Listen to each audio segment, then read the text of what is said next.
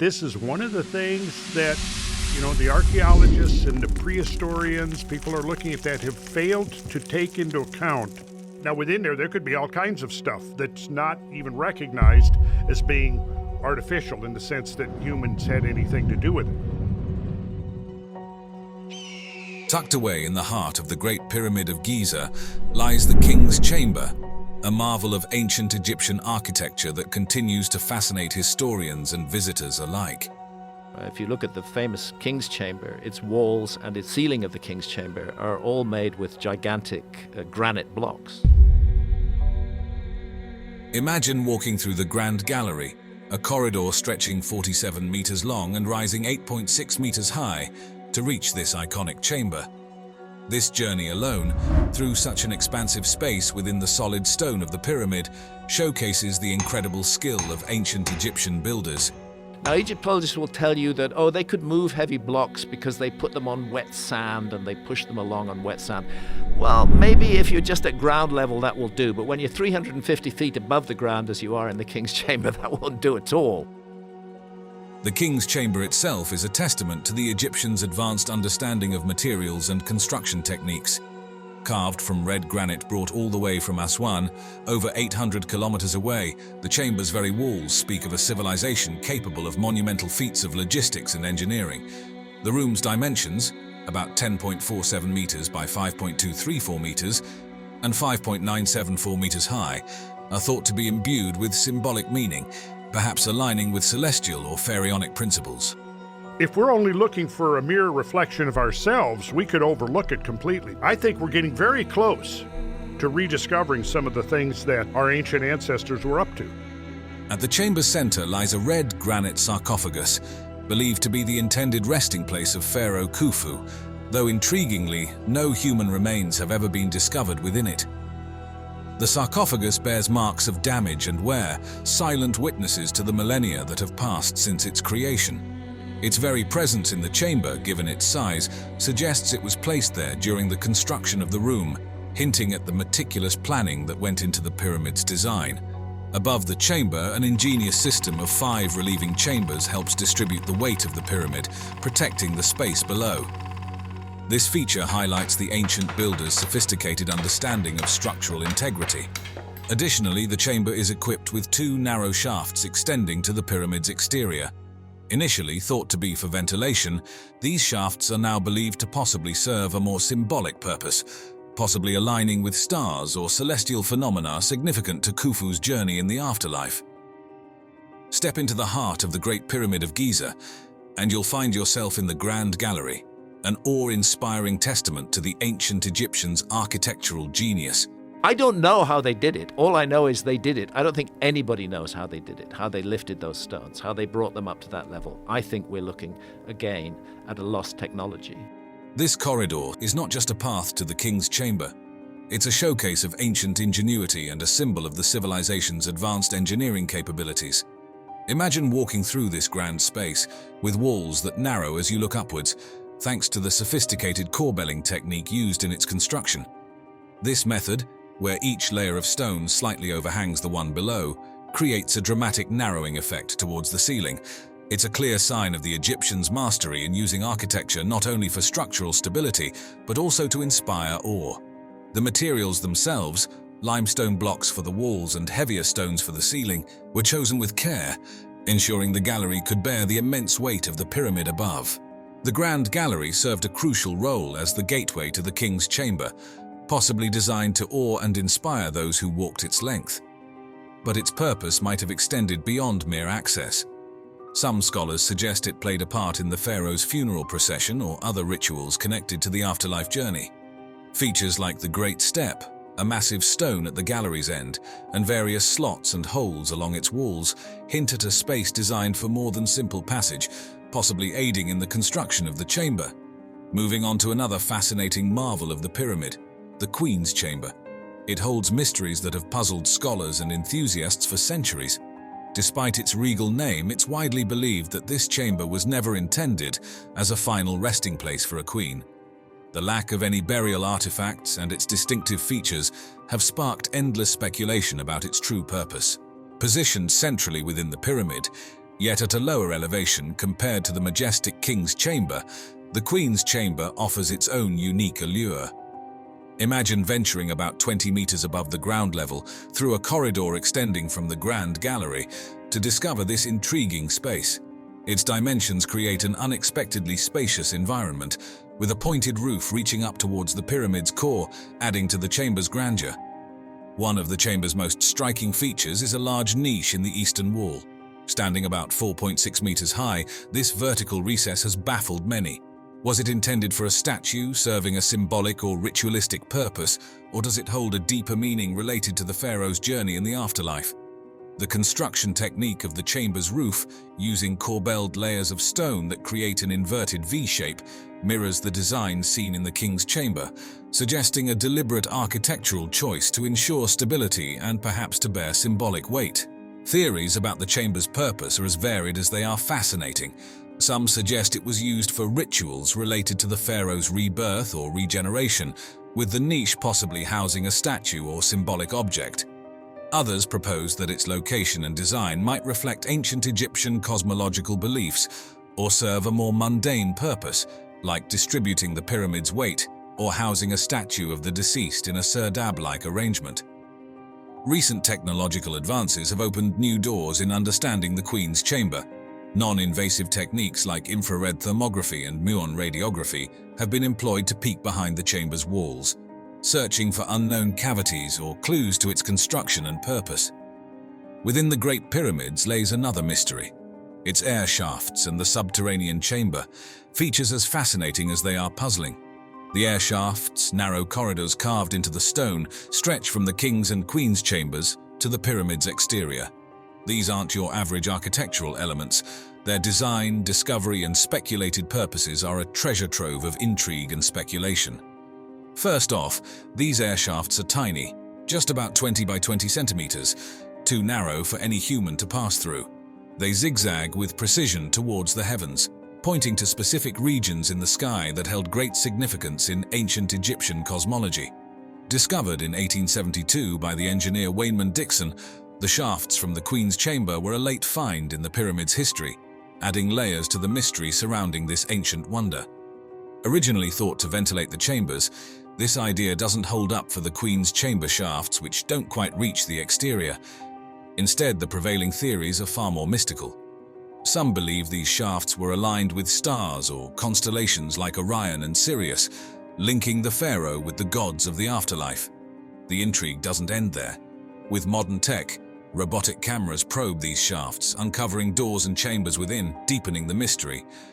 What were these ancient engineers up to? The plot thickens with the subterranean chamber, a rough-hewn space carved into the bedrock. Unlike the finished elegance of the pyramid's upper chambers, this one's all raw edges and mystery, suggesting it was abandoned mid-construction. Was it intended as Khufu's original tomb, a symbolic underworld, or something more practical like a flood defense? Theories abound, but no one's quite cracked the code. This chamber's unfinished nature has led to all sorts of speculation about its purpose and why it was left incomplete. Imagine stumbling upon a hidden chamber within one of the world's oldest and most mysterious monuments. That's exactly what happened when scientists discovered the Big Void, a revelation that's as thrilling as it is mystifying. The key to uncovering the Big Void was muon radiography, a fancy term for a technique that uses naturally occurring particles called muons, which rain down from the Earth's atmosphere. These particles have the unique ability to penetrate solid stone, providing a way to peek inside the pyramid without drilling or causing damage. By detecting variations in muon density, scientists can identify empty spaces, like our newly found void. This discovery was the result of international teamwork, part of the Scan Pyramids project, which brought together experts from around the globe to explore the pyramid's innermost secrets. So, what do we know about the Big Void? Well, it's situated above the Grand Gallery, a known cavity within the pyramid, and stretches for at least 30 meters, roughly the length of the gallery below. Its size suggests it was a significant part of the pyramid's design, but its purpose remains a tantalizing mystery. Was it intended to relieve weight from the Grand Gallery below, a hidden chamber for ceremonies, or perhaps just an architectural quirk? The truth is, we're not quite sure yet. The discovery of the Big Void opens up new avenues for exploration and research. Scientists are now considering more advanced methods to study the void in detail, like drilling small holes to insert cameras, all without harming the pyramid's structure. This void could provide invaluable insights into how the ancient Egyptians built such monumental structures and why they included such spaces within the pyramid's design. Each new discovery within the Great Pyramid is a piece of the puzzle in understanding one of humanity's most remarkable achievements. The Big Void isn't just an empty space, it's a reminder of the mysteries still waiting to be solved and the stories of the past yet to be told. But he found evidence of deliberate burial in a very complicated, difficult cave system, which you can hardly access. The archaeological establishment descended on him like a ton of bricks and tried to find all kinds of reasons why it couldn't possibly be. Did you know about the mysterious Osiris Shaft hidden away on the Giza Plateau? This intriguing archaeological site, tucked away from the more famous Great Pyramids and the Sphinx, has a story that's slowly been coming to light over the years. While the big monuments grabbed all the early attention, the Osiris Shaft waited quietly for its turn in the spotlight.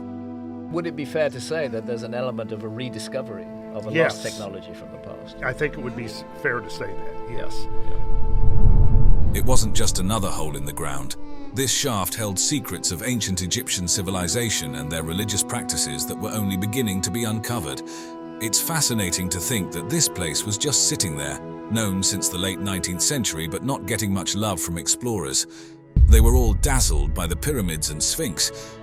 I don't know how they did it. All I know is they did it. I don't think anybody knows how they did it, how they lifted those stones, how they brought them up to that level. I think we're looking, again, at a lost technology. But as it turns out, the Osiris Shaft had its own tale to tell, one that required a bit of patience to fully appreciate. Enter the 1990s and things started to change.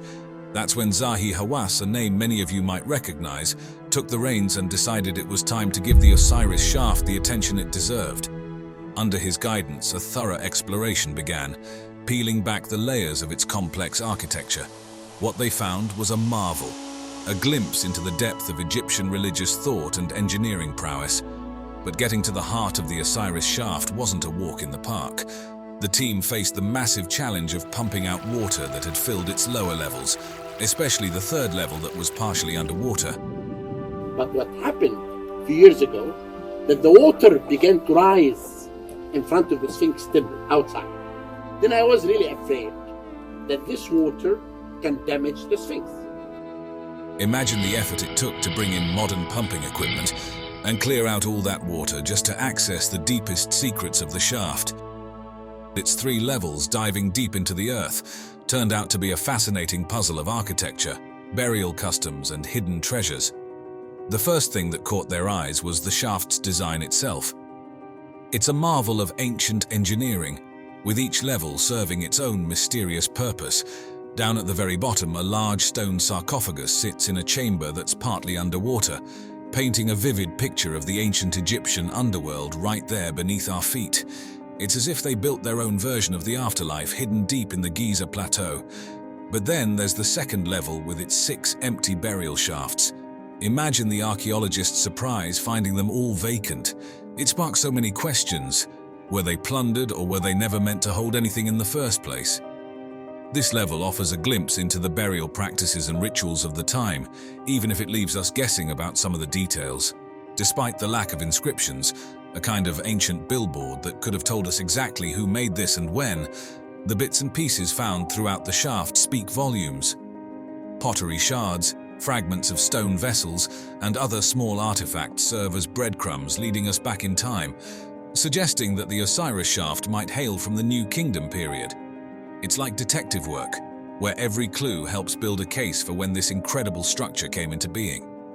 But perhaps the most touching finds were the mummified remains tucked away in the smaller chambers around that central sarcophagus. It's one thing to study the grand monuments and temples, but it's another to come face to face with the people themselves. Analyzing these remains gives us a rare peek into the lives of those who once walked the streets of ancient Egypt, what they ate, how they lived, and maybe even how they died. Let's talk about Osiris for a moment.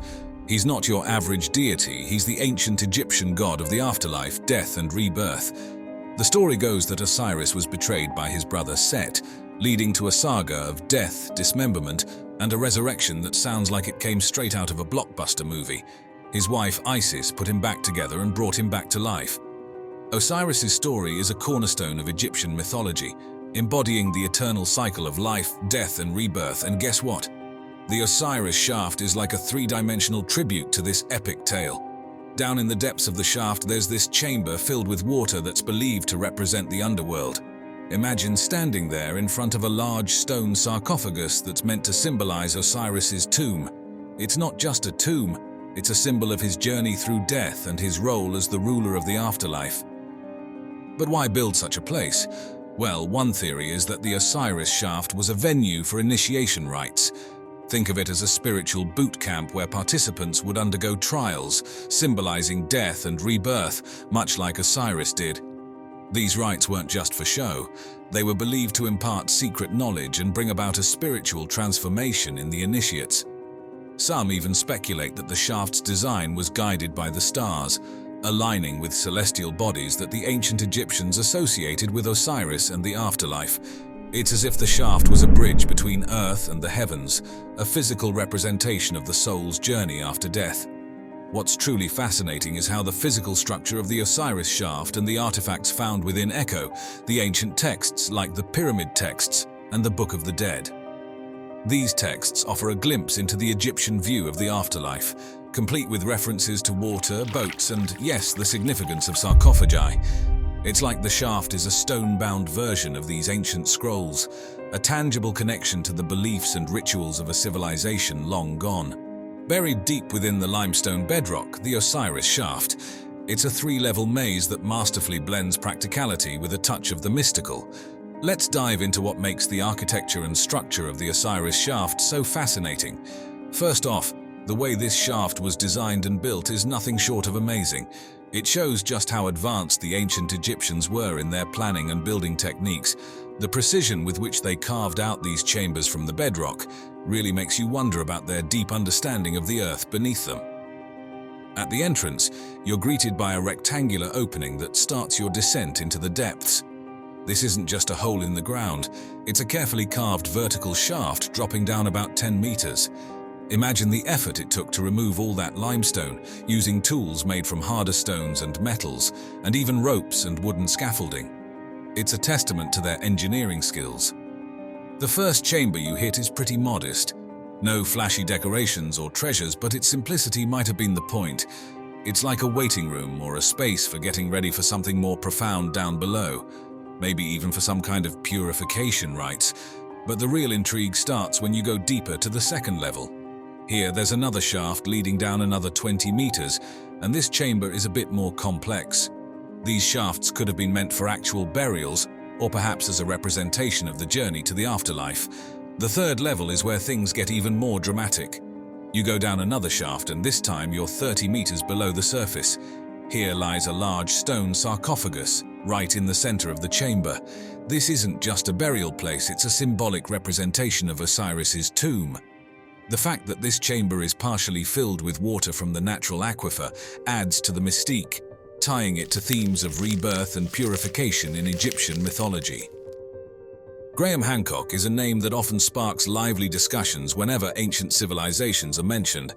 There are huge corporations that have very large investments in a particular path of technology. Sure. For somebody to come up with a whole new path of technology, it's very threatening to them.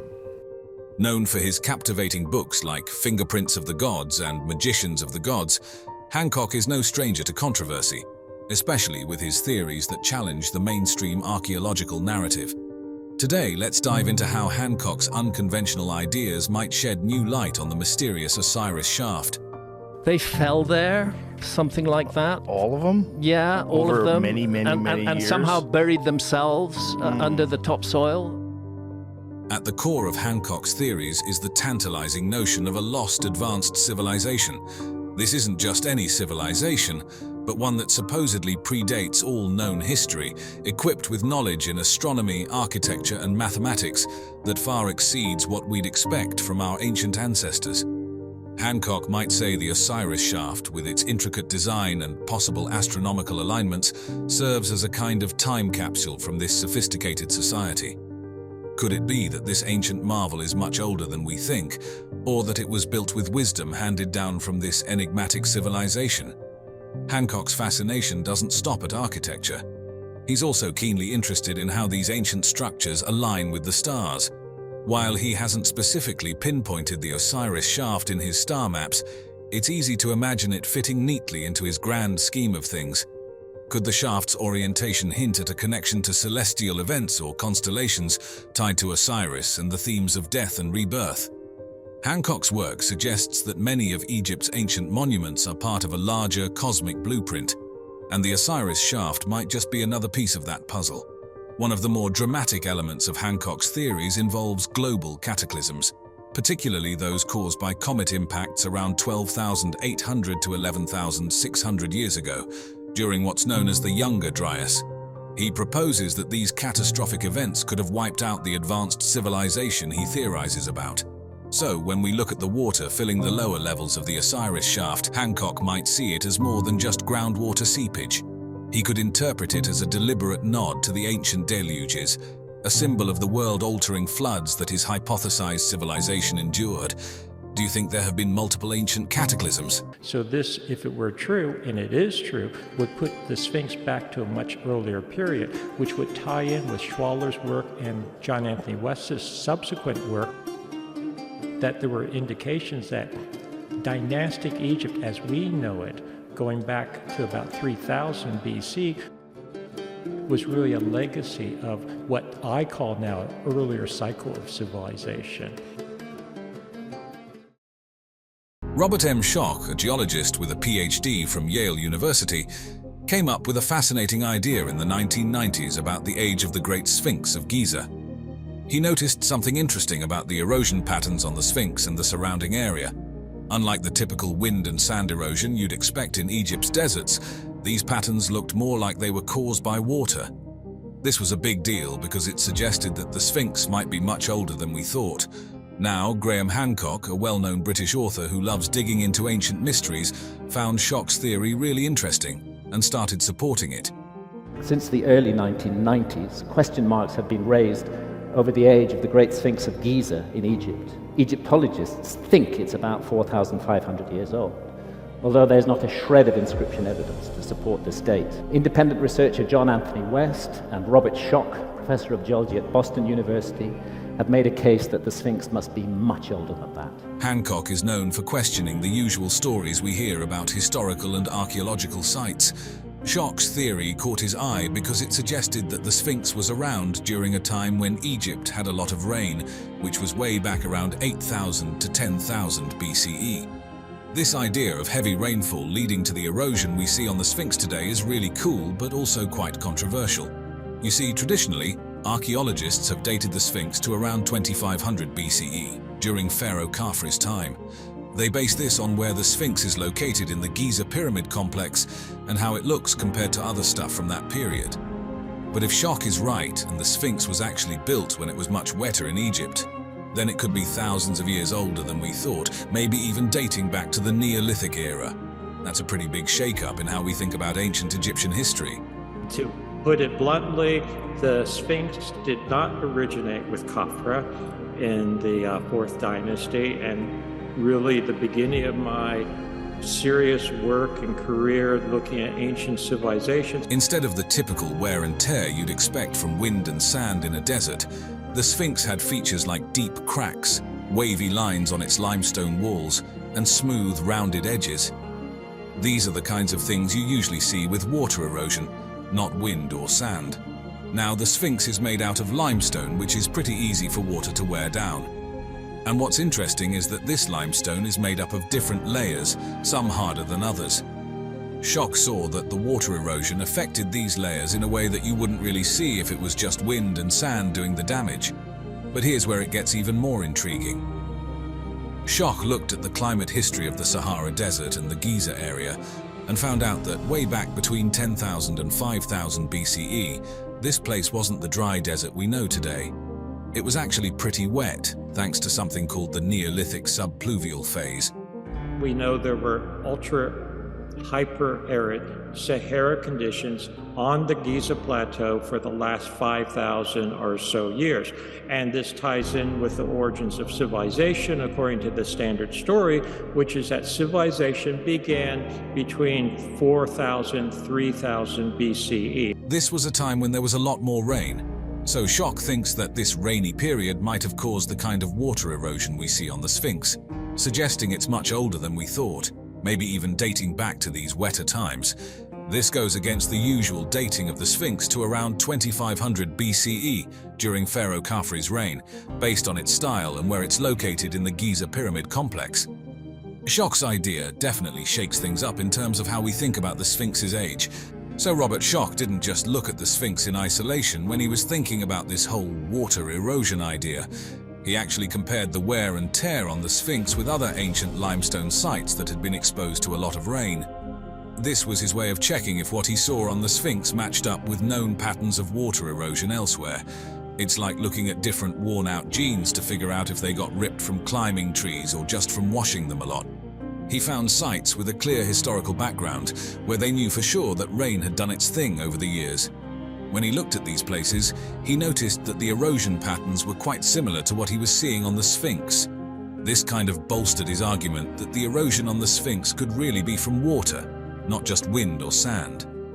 You look at the evidence, and that's really where I was coming from. But my point is that even in the late 1980s, early 1990s, when I first got involved with this, if I looked at it critically, the evidence was not that definitive for the age of the Sphinx. Schock's approach was pretty comprehensive.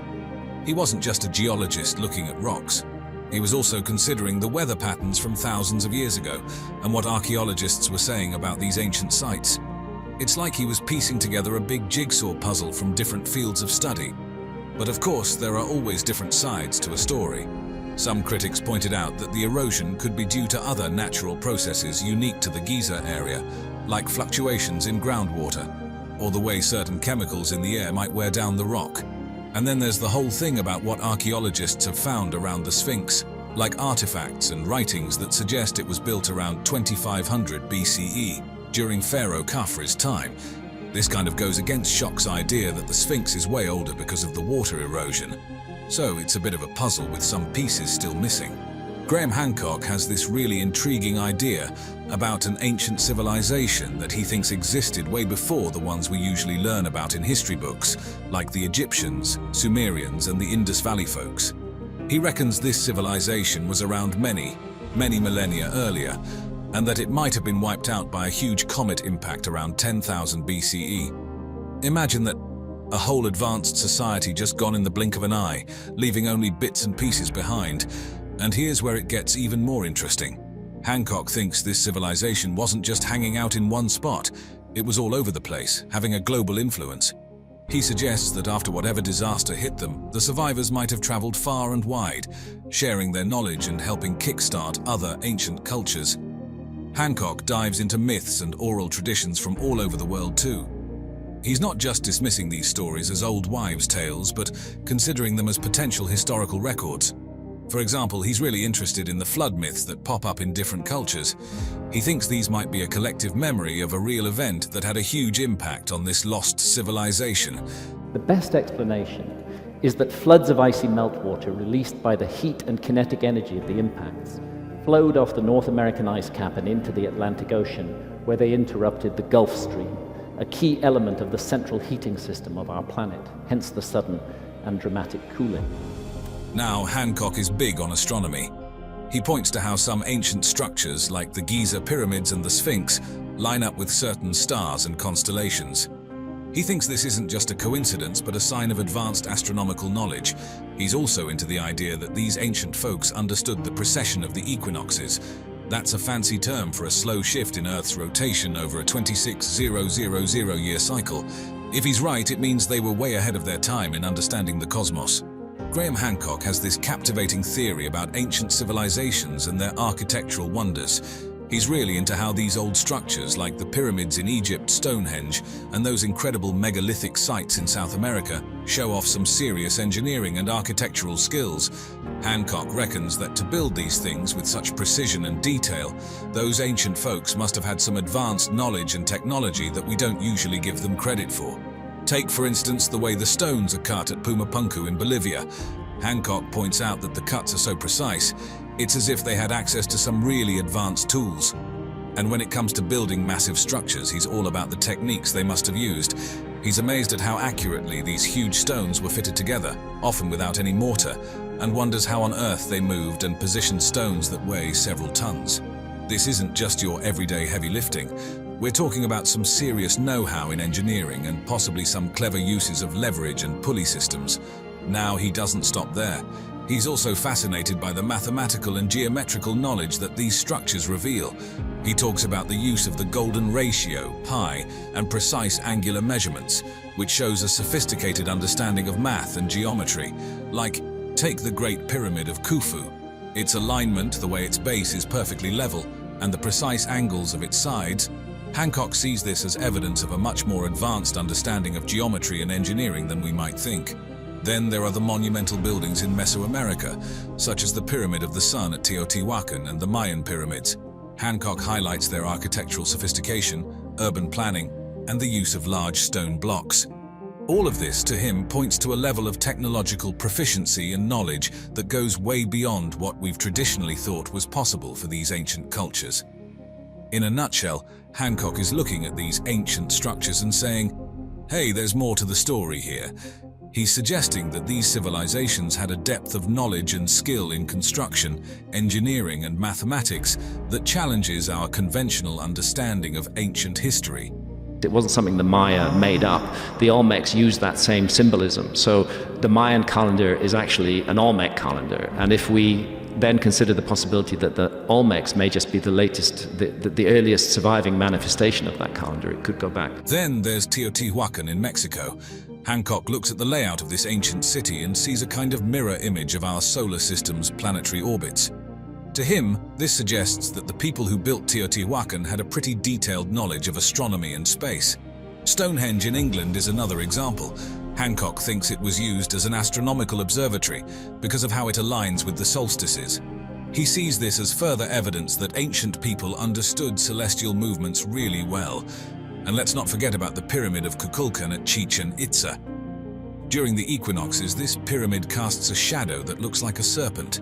Hancock sees this as a sophisticated way of tracking the sun's path, again showing an advanced understanding of astronomy.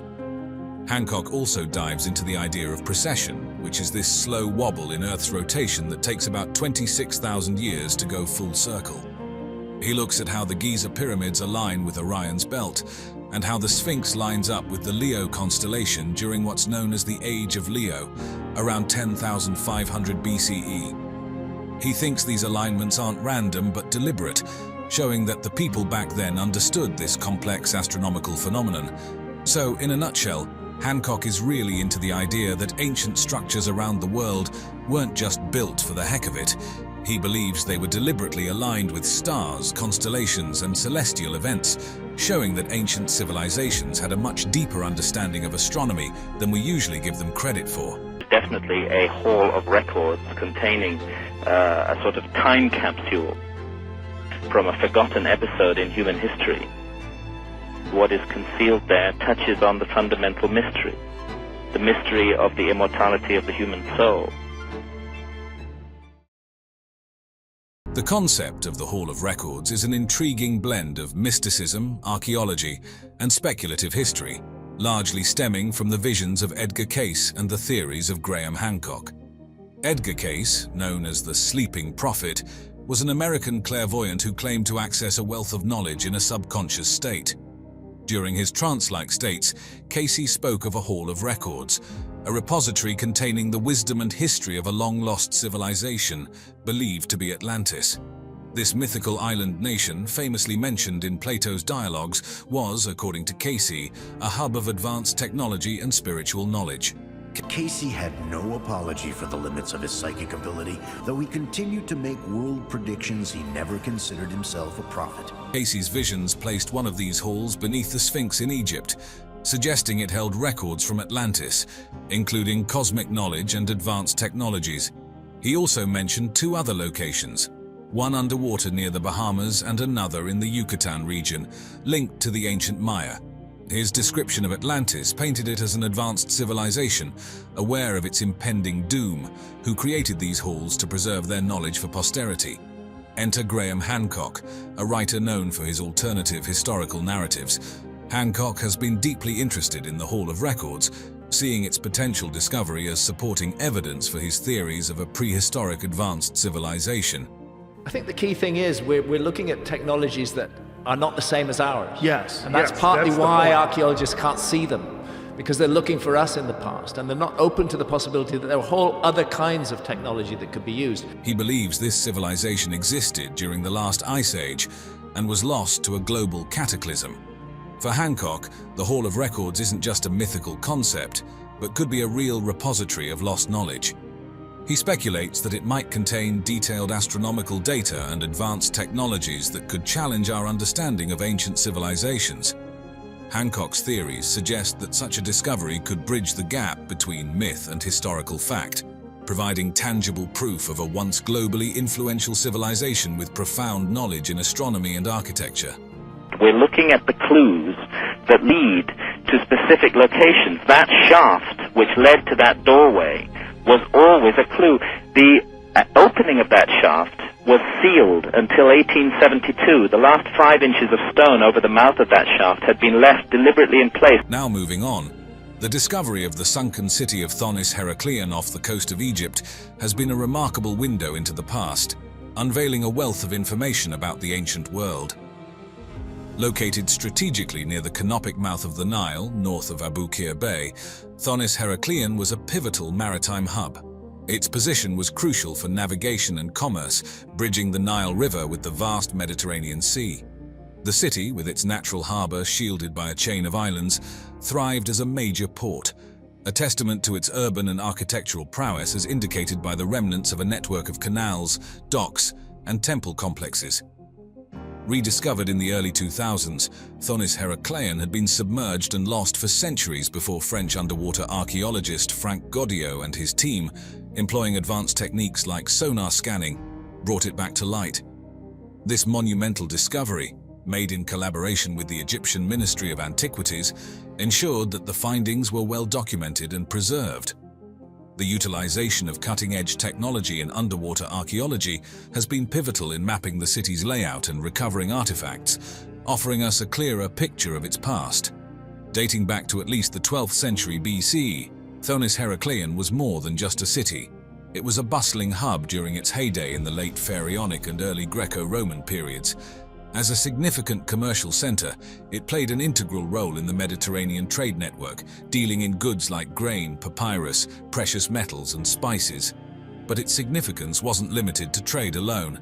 The city was a cultural melting pot, blending Egyptian, Greek, and Roman cultures.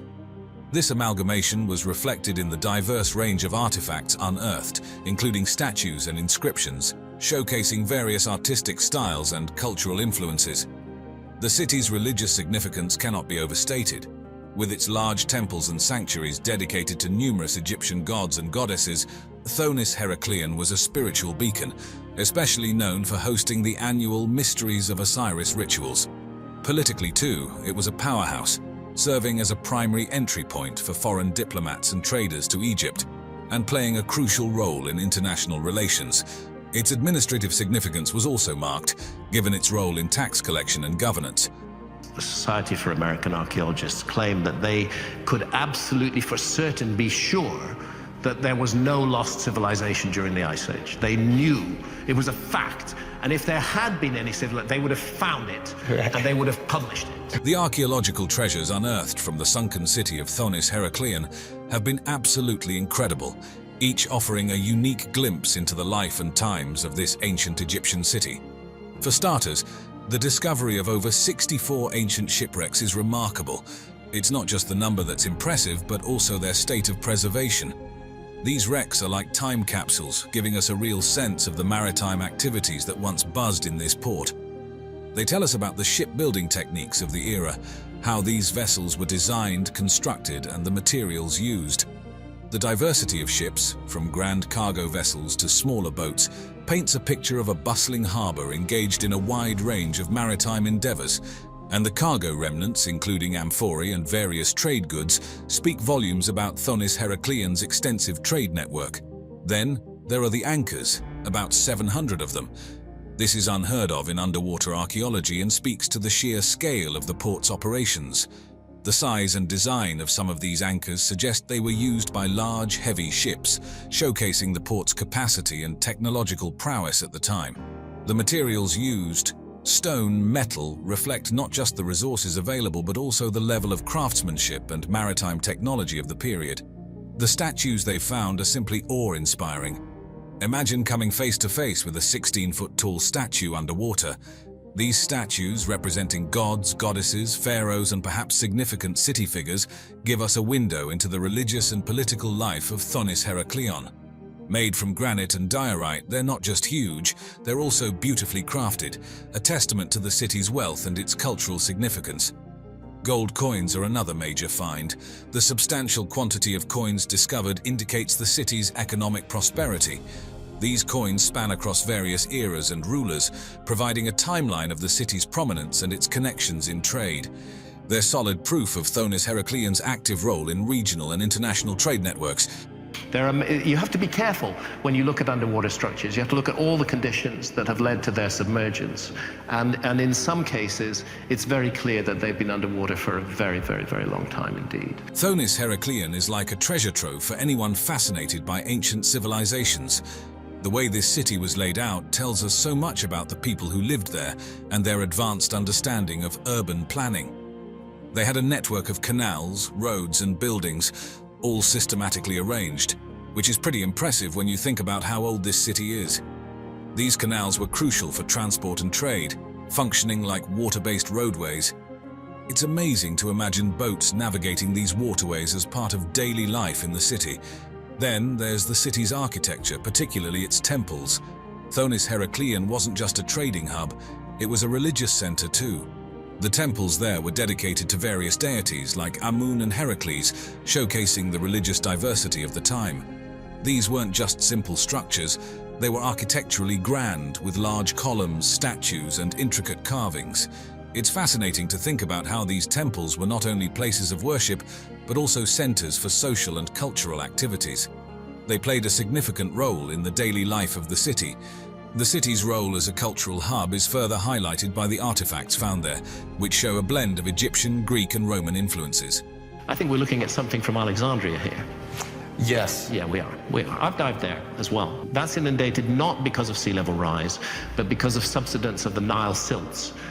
Moving on to more underwater locations in Egypt, Cleopatra's palace in Alexandria is truly a fascinating subject, especially when you dive into its location, historical context, and the treasures it held. Nestled in the eastern harbor of Alexandria, the palace was not just any royal residence. It was located in the most prestigious part of the city, known as the Royal Quarter.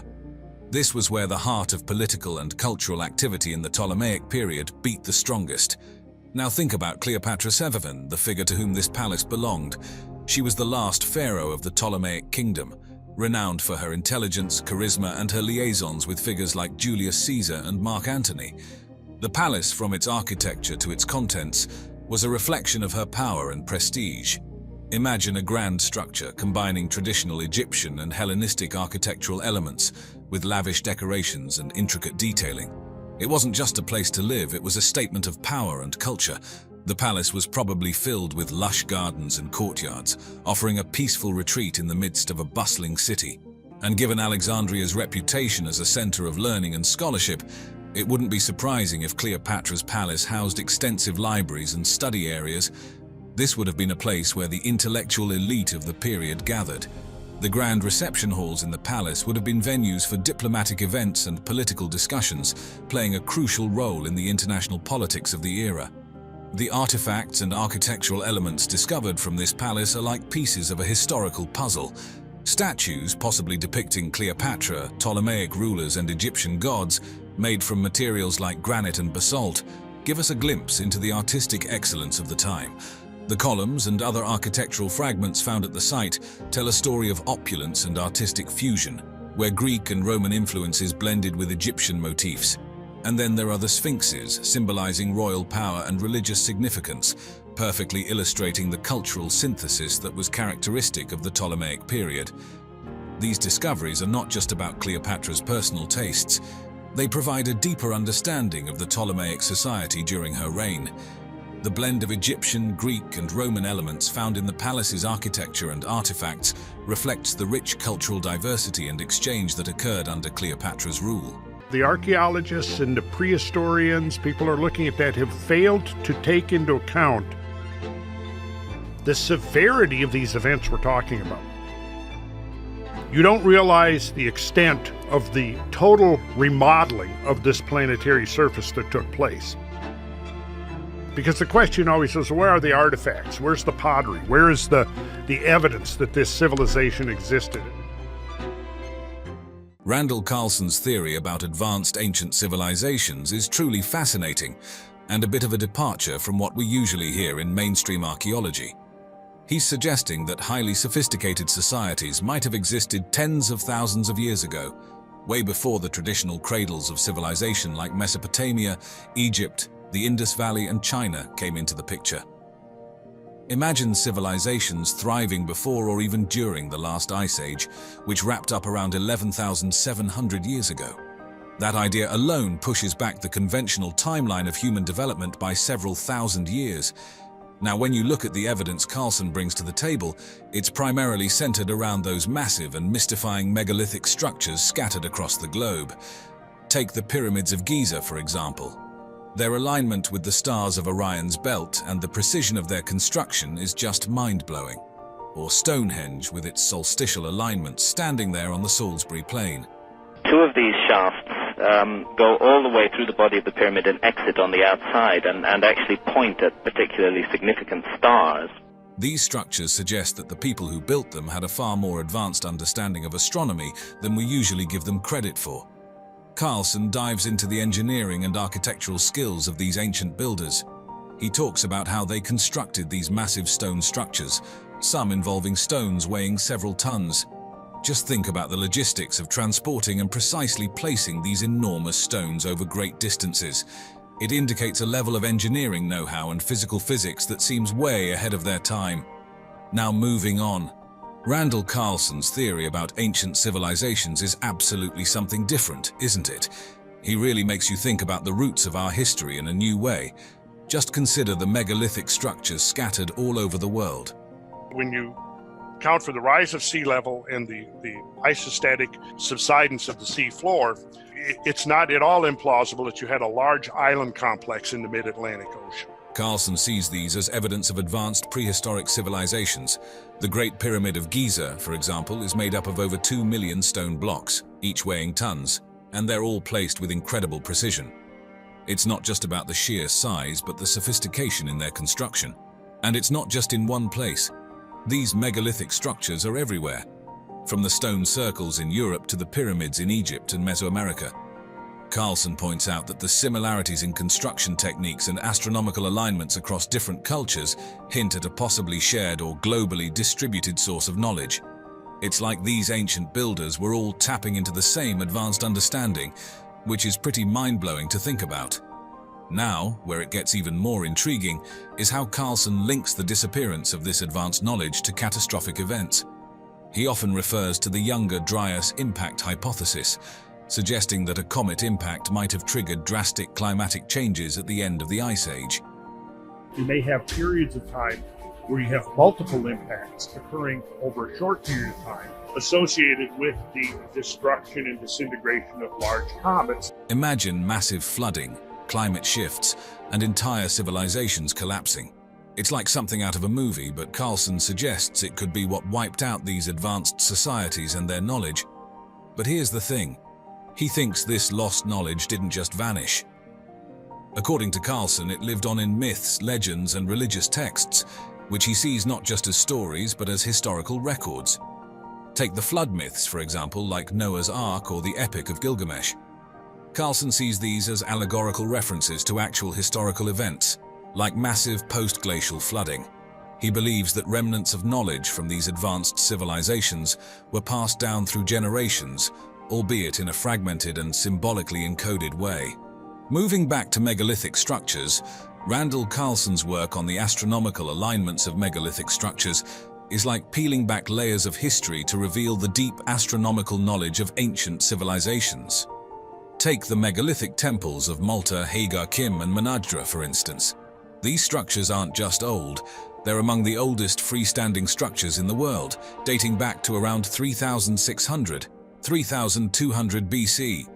What's really remarkable about them is how they demonstrate an intricate understanding of celestial movements, particularly the solar cycle. When you look at these temples, especially during the equinoxes, it's like watching a celestial dance choreographed by ancient architects. At Menajdra on the equinoxes, the sunlight filters through a specific aperture, illuminating an inner stone slab. It's this incredible precision that highlights how the builders weren't just stacking stones, they were aligning them with celestial events, marking the change of seasons with architectural precision. But it's not just about alignments. The architectural design itself is a marvel.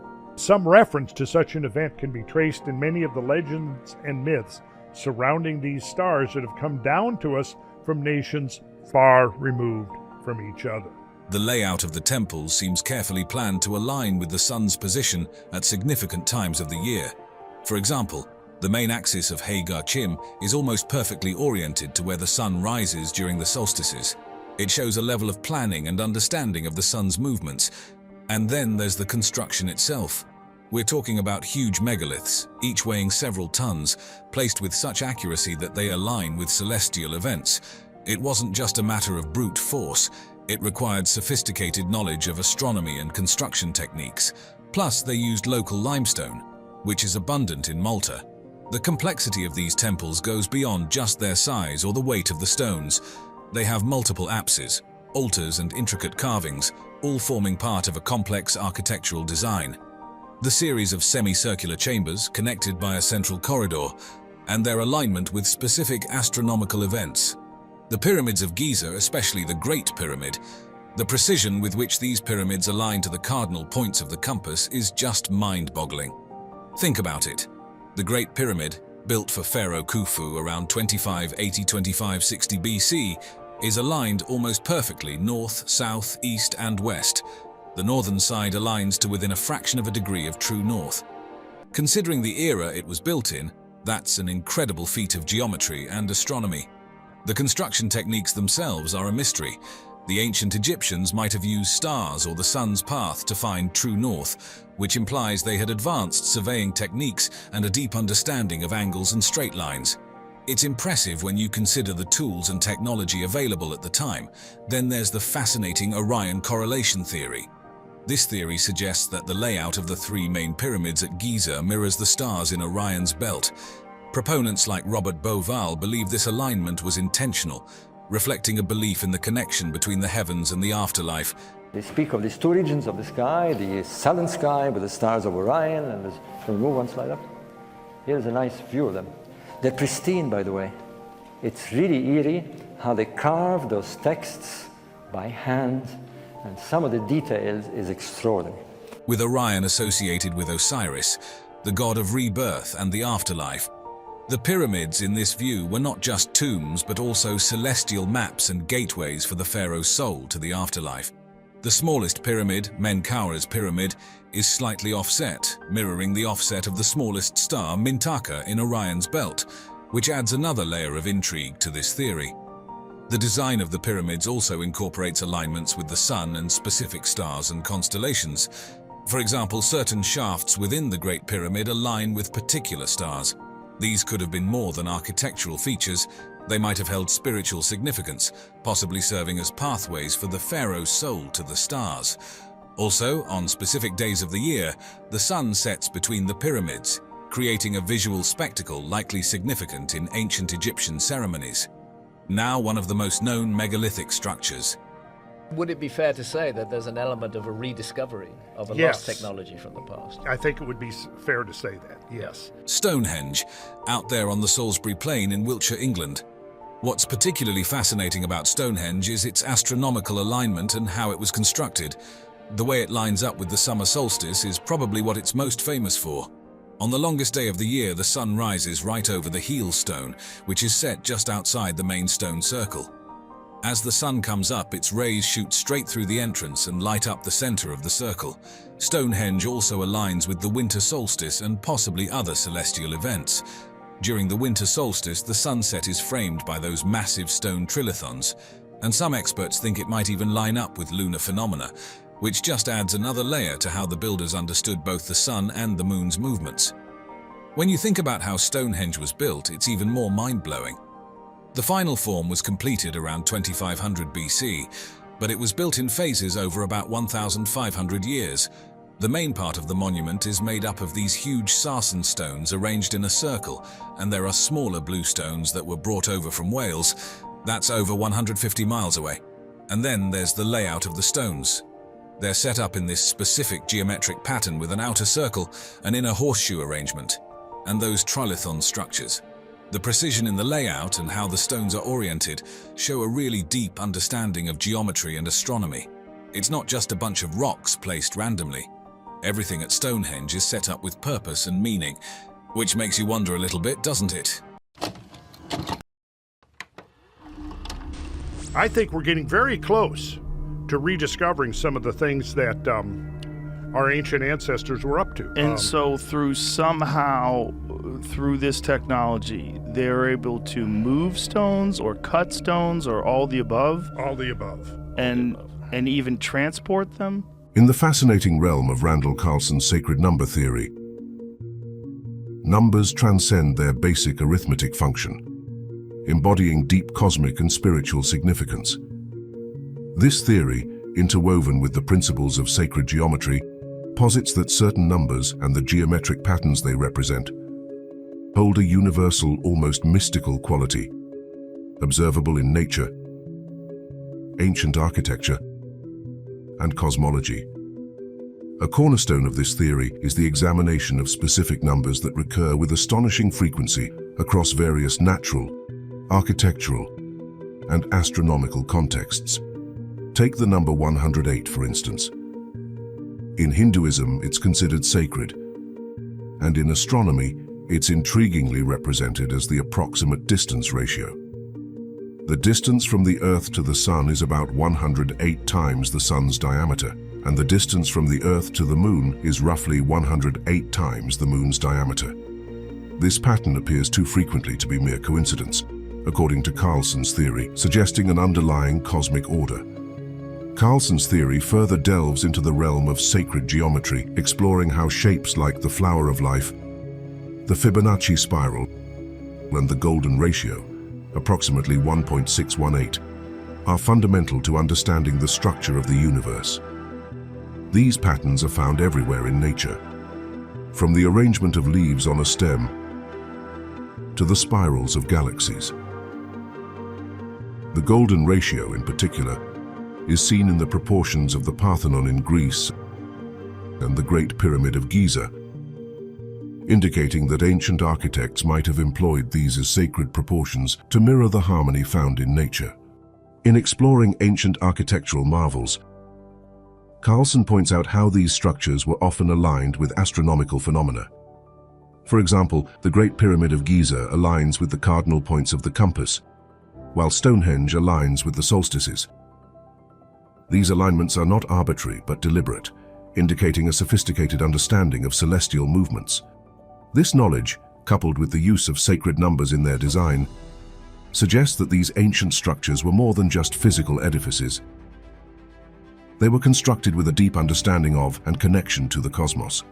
Moreover, Carlson's theory touches upon the idea that ancient civilizations might have encoded this knowledge of sacred numbers and geometry into their myths and religious texts. This idea proposes that stories and symbols from ancient texts are not just folklore or religious dogma, but are allegorical representations of profound scientific and astronomical knowledge. Venturing further into Randall Carlson's exploration of sacred numbers, we enter the realm of sacred geometry, a concept that suggests the universe itself is constructed on geometric principles. This intriguing notion posits that certain geometric shapes and patterns are foundational to the physical world. From the microcosm of atomic structures to the macrocosm of galaxies.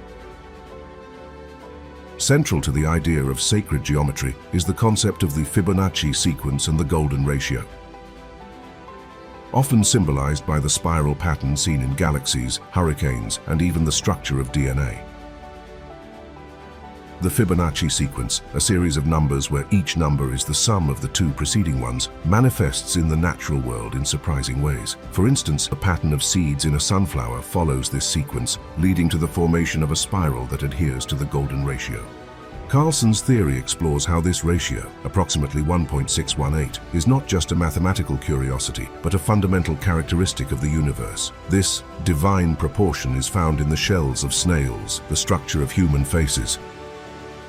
It's as though this ratio represents a cosmic blueprint for aesthetic and structural perfection. In the realm of astronomy, sacred geometry is evident in the orderly patterns of planetary orbits and the distribution of galaxies in the cosmos. The intricate dance of celestial bodies follows predictable geometric paths, suggesting a harmonious and orderly universe that resonates with the principles of sacred geometry.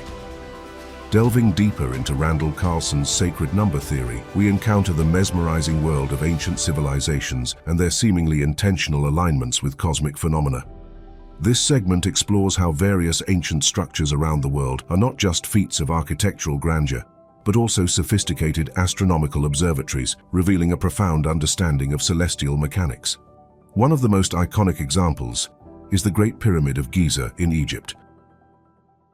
According to Carlson's theory, this pyramid is not only a marvel of engineering, but also a structure deeply embedded with astronomical significance. The pyramid's sides are closely aligned to the cardinal points of the compass, and the structure's dimensions are said to be a scale model of the Earth, incorporating the sacred numbers and geometrical patterns reflective of the cosmos. This alignment and incorporation suggest that the ancient Egyptians had a profound understanding of the Earth's size and shape and its place in the solar system. Moving to Stonehenge in England, this prehistoric monument is another exemplar of ancient cosmic alignment. The arrangement of its massive stones aligns perfectly with the solstices, indicating a deep knowledge of the solar cycle. These alignments might have been used for ceremonial purposes, agricultural planning, or as a way to mark the passage of time. The precision of these alignments baffles modern scientists, given the technological limitations of the era. Carlson also points to the ancient city of Teotihuacan in Mexico, where the layout of the city and its pyramids mirrors the positions of celestial bodies. The Pyramid of the Sun, Pyramid of the Moon, and the Temple of the Feathered Serpent form a complex that aligns with specific points in the sky, suggesting a sophisticated understanding of astronomy by the Teotihuacans. These alignments and architectural feats are not confined to a single region, but are a global phenomenon. From the Nazca lines in Peru, vast geoglyphs in the desert which some theorize to be aligned with constellations, to the megalithic temples of Malta, whose orientations align with astronomical events, ancient structures around the world show a pattern of cosmic integration. Carlson theorizes that this widespread phenomenon indicates a universally shared understanding of astronomy among ancient civilizations. This knowledge, he suggests, might have been used not just for practical purposes like agriculture, but also for deeper spiritual or metaphysical reasons. The precise nature of these alignments and constructions implies that ancient societies had a holistic view of the Earth and the cosmos, seeing themselves as an integral part of a larger cosmic order. In the intriguing exploration of Randall Carlson's sacred number theory, we find a compelling intersection between ancient mythologies and geological evidence, particularly concerning the narrative of a great flood. This segment delves into how Carlson connects the dots between geological data and the flood myths prevalent in various cultures, suggesting a catastrophic event in Earth's history that left an indelible mark on human consciousness. Across numerous civilizations, from the Mesopotamian epic of Gilgamesh to the biblical story of Noah's Ark, there are strikingly similar tales of a massive flood that wiped out most of humanity. Carlson investigates these myths not as mere allegorical tales, but as potential historical records of actual events. He points to geological evidence of significant climatic shifts and catastrophic flooding at the end of the last ice age, around 11,600 years ago. This period, known scientifically as the Younger Dryas, is characterized by sudden cooling followed by rapid warming, which could have led to massive glacial melting and rising sea levels. Supporting this theory is the discovery of large-scale geological features that are indicative of massive flooding. For instance, the scablands in the Pacific Northwest of the United States show evidence of having been carved by massive, swift flows of water far beyond what could be caused by normal riverine processes. These features include large channels cut into the bedrock, known as coulees, and giant ripple marks, which are difficult to explain without invoking catastrophic flood events. Carlson posits that such a flood could have been triggered by a variety of factors, including comet impacts that led to rapid melting of ice caps, causing a sudden and dramatic rise in sea levels. This hypothesis is bolstered by evidence of extraterrestrial impact events, such as high concentrations of iridium and nanodiamonds found in geological layers dating to the Younger Dryas period. The implications of this theory are profound. If true, it suggests that many of the great flood myths are not mere stories, but are based on real events that had a catastrophic impact on prehistoric human civilizations. This perspective also underscores the fragility of human societies in the face of dramatic environmental changes. Moreover, Carlson's exploration highlights the interconnectedness of mythology, geology, and astronomy. By linking geological evidence with ancient narratives, he presents a compelling case for re-examining our understanding of ancient history and the forces that have shaped the development of human civilization. And as always, thanks for watching our video today.